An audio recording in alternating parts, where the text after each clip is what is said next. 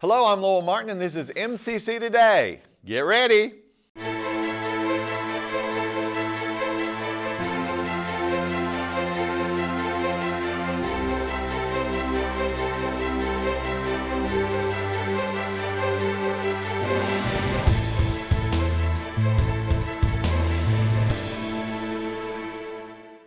On today's show, we have Brandon Dewease, Maxie-Shumate, and James Runnels. You're going to learn a lot, so you want to stay tuned.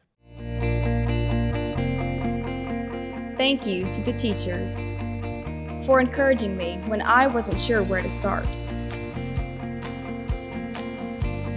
for seeing my potential even when I didn't, for inspiring me to reach farther and try harder. Thank you, MCC. You helped me change my future. Find your wings at MCC. And we are here with the wonderful Maxie-Shumate. How are you doing? I am fine, thank you. Thanks for inviting me, I appreciate it. Always. And happy December 1st. Happy December 1st, happy almost end of the semester. Happy, there's so many happies in that. And I think all of us are like walking around giggling like you. We're like, what? You are the head, the coordinator, and one of the instructors of the Early Childhood Technology Program. Absolutely. And you have been doing this for a number of years. Yeah, about 20. Yes, because we've known each other a number of years. But the program has kind of changed and evolved over all of those years, but it is always at the core of it stayed just an essentially really, really good program. What do you look for, when your students come in, or they're coming in and they want to take this program? What do you tell them about it? How do you promote your program? Well, it goes beyond just loving children. Yes. You have to be willing to be with children. Yes. And that means you coordinate and you talk with and you communicate with the children's parents, the grandparents, whoever's bringing in the child. You work with the director, or if you're the director, you work with your staff. Mm-hmm. So it's a lot of working with, being flexible, knowing the regulations. I give everyone a copy of the regulations, and it's about this thick. It's 200 and some pages. Mm-hmm. And we look at what is needed. Now, every center is a little bit different, so my students have the opportunity to kind of advertise themselves by going out into the community and getting their hours. Mm-hmm. These are assigned programs. You do a lot of hands-on. We do a lot of hands-on in the community. Yes. Okay. Not only in the community, but also in the classroom. Right. Where we do PowerPoints. We have to have the knowledge, mm-hmm. and Cengage has been wonderful about PowerPoints and quizzes and videos. And what we do is we incorporate all of that, we learn it, and then we practice it. Okay. With my freshmen, we are practicing with each other, mm-hmm. And then the sophomores go out into the community as well, and they are like 120 hours each semester. That's third semester and fourth semester. This is a 2-year program, mm-hmm. where they are working with children. Mm-hmm. They do 10 lesson plans. It doesn't seem like a lot, but there's a lot of planning, mm-hmm. and making sure you have all the materials, okay. and you're implementing, and it also goes along with what the teacher wants. Well, what kind of prerequisites does a student have to get into your program? You have to have a C average in your GREs. Or your general population, or you have to have 15 on your ACT. Okay, composite. Or you need to have 230 on your Accuplacer. And Mrs. Nettles, Deborah Nettles, is really wonderful about screening people first. And then when they come in for their interview, we wear scrubs. And today I have on my Christmas outfit because we're doing our culminating event today. And we talk about wearing studs. The length of our fingernails needs to be really short. We always wear our IDs, mm-hmm. which is right here. Mm-hmm. And closed-toed shoes, which can be like sneakers or Docksiders or Crocs or whatever you want to wear. But as long as you can make get sure they're to, comfortable. But I want people to be comfortable working with children, Sure. getting on the floor with children. It's not just sitting and listening, it is also actively participating. How many new students do you accept each? Do you only accept students in August? Right, because it's kind of a block program and I don't want people to miss out. You know, like the first semester is built on the second semester is built on the third and fourth. We usually take about 15. I've taken up to 20. That's really crowded in my classroom because we also have a seminar with both freshmen and sophomores, so I need to have room for everyone to get together. Okay. Now, pardon me. Okay. That is not COVID. That is a lingering cough. But my niece, who teaches kindergarten, first grade, and had always said that she was not creative at all, no longer says that, and she credits you because she took a few of your classes. Yeah. She was not in your program, but she took a few of your classes, and she says that it made all the difference. Absolutely. What type of things do you do with the students? Well, everyone's creative. Even how we dress in the morning, yes. how we put together our clothes, yes. that's being creative. So it's kind of a mindset of I can do anything. Now there are things that people are going to be better at, your peers might be better at, but if you work together, then you have a great whole. I mean, you H-O-L-E. Right. Not whole. W-H-O-L-E. Right. Anyway, it's really coming together and working together and participating together and having fun together. Because if you don't like what you're doing, the kids are not going to like what you're doing. Right. Right, and it shows. It shows your enjoyment in what you do shows, and it translates well too. Now, do many people come in and say they want to open up their own Oh, absolutely, daycare? Especially this year. I've got 14 freshmen, and they pretty much, like half of them want to say, I want to own my own daycare, which is really, really good because we need childcare in our community. Desperately. And we practice working with. It's not just me talking at you, it is working with especially young children. Do you do a lot on the computer? As far as videos, I'm about to cough again. Okay, and our quizzes, that they do that. We have 10 computers in the classroom. Right.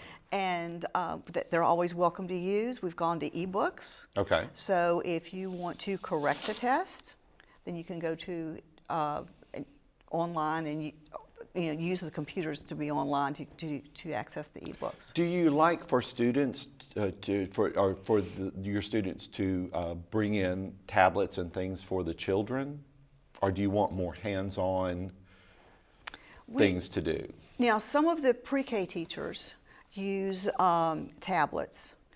Most of the daycare centers do not, because either because of finances, or because it's been disruptive if they're a half-day program. Okay. Because the kids are so used to being on tablets and cell phones. Right. So we really want to kind of balance the two so that we can teach educational programs, and through the pre-K we've learned about educational programs. Well, this is one of the best programs, I think, and not only for child care, but like even if you are interested in pursuing other things as well, whether it be elementary ed, as I said, like my niece. Yeah. But listen, I want to thank you for being on today, and I want to have you on again. Okay. Like we've been doing this forever, and we will continue doing this. But thank you so much. Okay. Thank you, and happy holidays to everyone. We'll be right back. Since 1996, the MCC Foundation Tuition Guarantee Program has provided students an opportunity to find their potential. Thousands of students have benefited from the program. Over $6 million have been invested in the students who learn and live right here in our community. This program is funded by individuals and businesses who believe in our students, our families, and the economic impact of an education at Meridian Community College. Now is your chance to offer support. Give today at meridiancc.edu/give.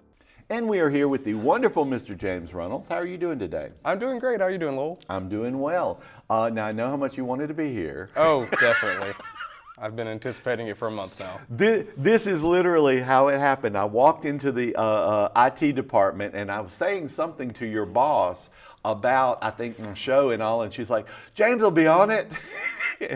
and I could almost hear the groan outside. But now you work in our IT department. Yes. And what is your official title? Help desk support specialist. Okay, so when things go wrong, you're the one who we get to fuss at. Yep. Congratulations. Yep. And he does handle it so well, and you have such a good personality for it. But have you ever, I know you can't give names or give any details or anything like that, but have you ever had someone call you with a question and you're like, what? What did you just ask me? Definitely not, no. Okay, good save there, good. No, now what exactly do you do in the IT department? Well, a little bit of everything. They have it, I do it. Whatever they ask you to yes. do, you do it. Mostly it's answering calls, being, like we talked about, the point of contact for our department, putting out work orders for where people need to go, and kind of doing triage on the emergency issues. Yes, like when something major goes down across campus, you're like, okay. Which I noticed I live for those moments. Yes. You live for those, but it tends to happen every time there's some kind of update.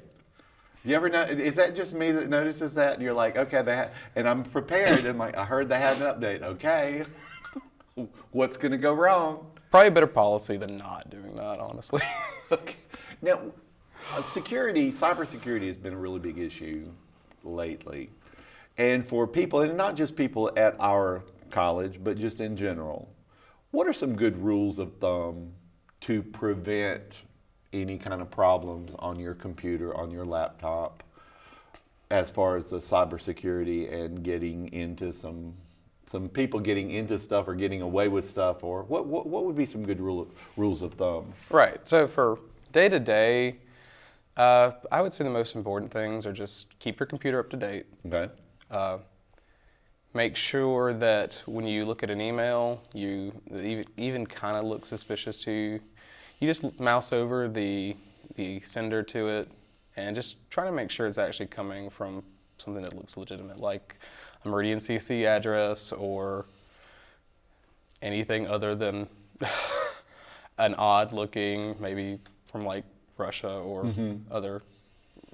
I look at, because I get stuff from a lot of other community colleges or places of higher ed, and I look at them, and immediately an immediate tell for me is if something's misspelled. Yes. I'm looking at it going, okay, that's not how that word is spelled, and that tells me, okay, something's just off here. Something's not quite right, and the biggest thing is don't click on it. That's a good rule of thumb. If you think it's suspicious at all, don't click on any links in it. If you open it, just let us know. Send it to the help desk email, helpdesk@meridiancc.edu, and I'll take a look at it. And if I think it's suspicious, I'll forward it on to our cybersecurity specialist, Nathan Gibson. What happens when you click on something? So when you click on something, usually the most that will happen is it will redirect you to a site that will, like we've had in the past couple months, some phishing attempts. It will have a site with a form that's asking for some information. And if you don't know that it's a suspicious website, if you think it's a legitimate email, you'll end up giving whatever it's asking for, really. Okay. And then once you give them that information, they have the keys to the kingdom. Yes. Okay, which is what we want to prevent. Yes, definitely. Okay. Like if they get access to your personal email that you use for your two-factor authentication with MCC, they also practically have access to your MCC information or anything that's attached to it. Like it's just an ever-expanding web of like risk from that one point. And this is big business, isn't it? I mean, Yes. they're making a lot of money off of this. Yes. In today's world, there are even sponsored agencies that their entire role is to create the cybersecurity risk, like actually government-funded agencies that are from abroad. And their interest is to get your information, and for monetary gain, but also gaining just the information can be very helpful. Just getting the information. That was another point I wanted to touch on, is that storing and transferring private information. I mean, this is a college. We have access to pretty much everything about a person. Right. Aside from their health information. And even then, we have a nursing program that has some. But keeping that information safe is one of the main goals of our entire policy. Mm-hmm. That's why we try to make sure people are storing their information correctly, using the file shares they're supposed to, and that they're not just transferring files, private files, over the email or outside the organization. Do you think that, just in general, that we should have more control over our information that's online? I mean, I know a lot of these online companies, they have a huge amount of information about us. Oh. As well. I'm not talking about the school here. I'm talking about, but I'm just saying, do you think that we're getting more to where people are aware of this and saying, no, I don't want you to have this information and give it out to someone else? I do think there needs to be a larger push towards the people, reclaiming our control over our private information. But the only problem with that is that these modern companies, their main goal is advertising. Sure. The more information they have about you, the better, because they can target ads towards you. So it's in their best interest as the provider of the service, like Facebook and Instagram, TikTok is a big one for people my age, is gathering that information and targeting ads, and it's big business. Very big. And once you get onto those services, it's really difficult without actual legislation backing it up to maintain control of that information. But do you think we're getting more to where we're looking at possibly in the future having legislation to do that? I think so. I mean, legislation is always a few years behind the technology. Yeah. Well, listen, we kind of veered off of, but the biggest thing that you want to say, as far as cybersecurity, is if you don't know what it is, don't click on it. Yes. If you don't know what it is, don't click on it. If you picked it up in a parking lot, don't put it in your computer. There you go. There you go. That's the main points. Thank you so much for being on the show today. I really appreciate it. Thank you, Lowell. I'm going to have you back, and so get ready. Oh no. But I do appreciate it. We'll be right back. Not essential. Never let anyone tell you that again. Never doubt your abilities to make a difference. How do I know this about you? Because I'm a teacher. I am the one who will push you harder and farther than you could have ever imagined. Teach you things that you never thought possible. And if you will give me 100%, then I will stand shoulder to shoulder with you, and together we will change your future. MCC, find your wings. And we are here with the wonderful Mr. Brandon Dewease. How are you doing? I'm doing well, Lowell. How are you? Doing well. It was a late evening last night. It was. But it was fun. It was great. A lot of fun. We had what was it called? Midnight breakfast? The late night breakfast. Late night breakfast. Same principle, yeah. Okay, but late night breakfast, and I had stayed late in the Success Center, and so we closed at 8 o'clock. So my colleague and I were like, well, let's just go down and see what kind of breakfast they have. That's right. Look, you can't mess breakfast up. You cannot mess breakfast up. It's very good. And which is probably why I look the way I do. I understand. But you are, and it's in a constantly changing. That's right. That's right. What is your job title? I am the Associate Dean of Student Engagement. Okay. Currently, I am also the Interim Director of Housing. Okay. Is the Quave in there too? Yes, that is under that student engagement piece, right? Okay. So in brief, I cover what we do in recruiting, and we have a director of recruiting. Yes. Campus life, and we have a lead coordinator in campus life, and housing. And we're interviewing for a new director of housing next week, yes, right? As we speak. That's right, yes, sir. But I wanted you on to talk about, we're going to talk specifically about housing, but maybe a couple of other things. But housing in general, so when do students typically have to be out of housing when we have the end semester coming up, which will be Soon. That's right. That's right. We're Soon. close. I'm not going to say a number of days, but I'm sitting in meetings where the meeting starts and somebody says, we have this many number of days left, right? Right. So the handbook reads this way, that when a student takes their final exam or they graduate, that they have 24 hours to vacate the premises with housing. In brief, housing is going to close by December the 7th. That is the Wednesday that finals are closing. And so it'll be like midnight that night, you're supposed to be out. Yeah, But I know lunch the y'all, next I day. know if somebody says, hey, look, Absolutely. my family's coming and we can't get here until... That's right. That you're not going to say, okay, hit the road. That's right, absolutely. And you know, we also, it's fantastic, but we deal with a fairly large number of international students, and everybody has to make travel plans and things of that nature. Our athletic teams, some of our athletic teams have games over the break or during the break, so yeah, we're working through making all those accommodations with the athletic director and the coaches. Now, I know in the past, and please, I'm not putting you on the spot here, No, you're but good.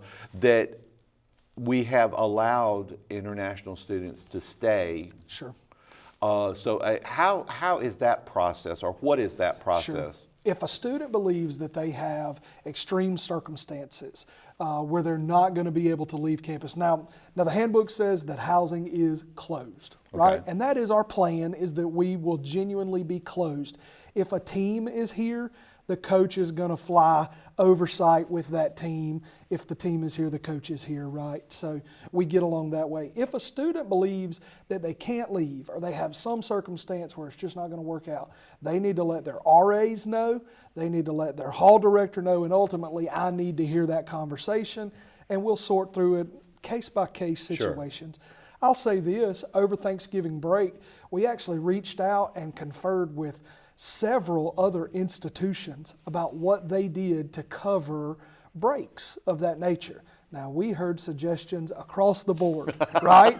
I spoke with a gentleman, a colleague of mine from the University of Florida, right? Okay. And they put their students up in this hotel, and it was great. So Can I? I know, right? Are you trying to get that job to live there with the students? Can I come and I'd just love to stay in the nice hotel for a while. So if we were to have a student that could not make other accommodations, first of all, I need to have that conversation. But over Thanksgiving, we hired some of our staff to take on-call days. We paid a flat rate for them to take call for 24 hours, and it was relatively uneventful. But thank goodness, that's right. Yes. But it gives us an opportunity to make sure that we have emergency measures in place should they be needed.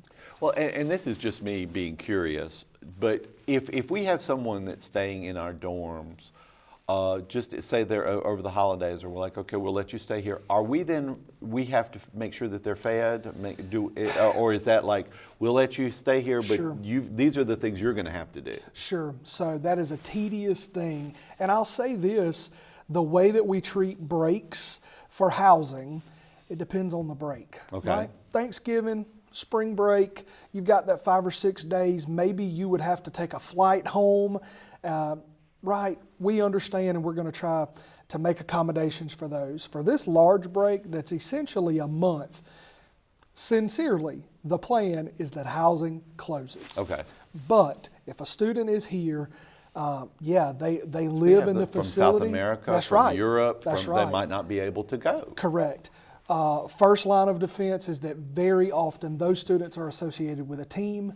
The team is taking care of meals, things of that nature. Okay. But if a student requests, hey, I need to stay here because of fill in the blank, yes, sir. We're providing that space, but our dining facilities are closed.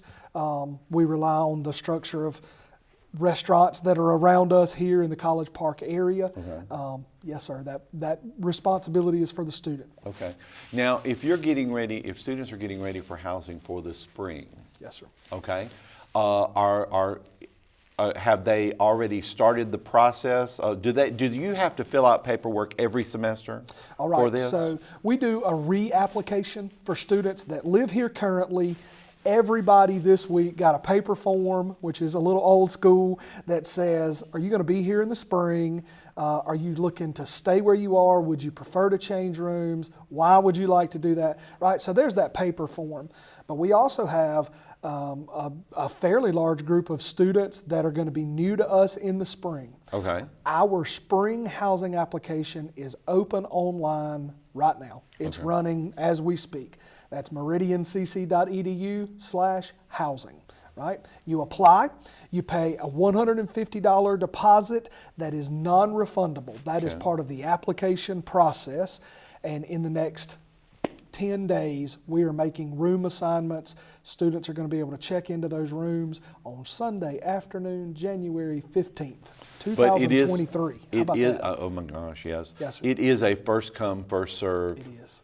So if you need to let everybody know now what you intend to do. Do you hope to have most of this, or most of them filled by the time we get out for the holidays? Or I presume our room assignments are going to be complete before we leave here on December 14th. Right? Okay. Now, if somebody applies over the holiday, that we would place anybody in that first week or two of January according to what availability we had. Okay. So, but it is first come, first served. Well, listen, I want to thank you for being on the show today in your ever-evolving, ever-changing role on this campus. Yes, sir. But I do appreciate you. Thank you for having me. We'll be right back. Meridian Community College. For more than 75 years, we've helped students soar. Establishing the first tuition guarantee program in Mississippi, we put our students first, while creating pathways into the workforce and offering a seamless transition to a 4-year degree. Now is the time to find your purpose and register today, because those who move forward never get left behind. MCC, find your wings. On behalf of executive producers Tanisha Clark and Matt Milner, media specialist Josh Taylor, and student producer Taryn Dumas, thank you for watching. Hope you learned something, and we'll see you next week.